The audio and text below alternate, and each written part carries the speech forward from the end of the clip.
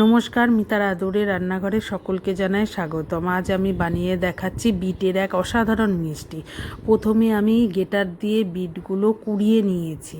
তারপর সেই কোড়ানো বিটগুলো আমি মিক্সিতে দিয়েছি এবং তার মধ্যে 3 চামচ দুধ দিয়ে আমি সেটা একটা ভালো করে পেস্ট বানিয়ে নিয়েছি।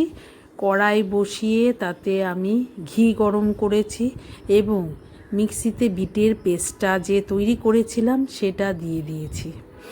সেই পেস্টটা দিয়ে কিছুক্ষণ ভালো করে নেড়ে ঘন হয়ে আসলে তার মধ্যে আমি 1 বাটি দুধ ও বড় বাটি 1 বাটি দুধ দিয়েছি এবং ছোট বাটির 1 বাটি সুজি আস্তে আস্তে করে ঢেলে শুকিয়ে নিয়ে খানিকক্ষণ একভাবে নেড়ে একটা ডো তৈরি করে নিয়েছি এবং ডোটা নিয়ে আমি একটি থালায় ঢেলে নিয়েছি।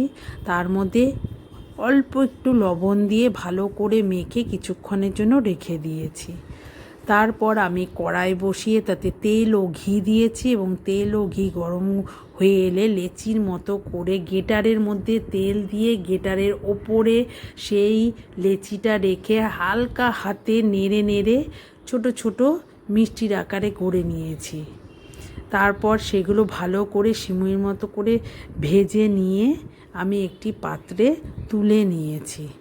এইভাবে আমি সব বিটের পুরটা ভালো করে ভেজে নিয়েছি।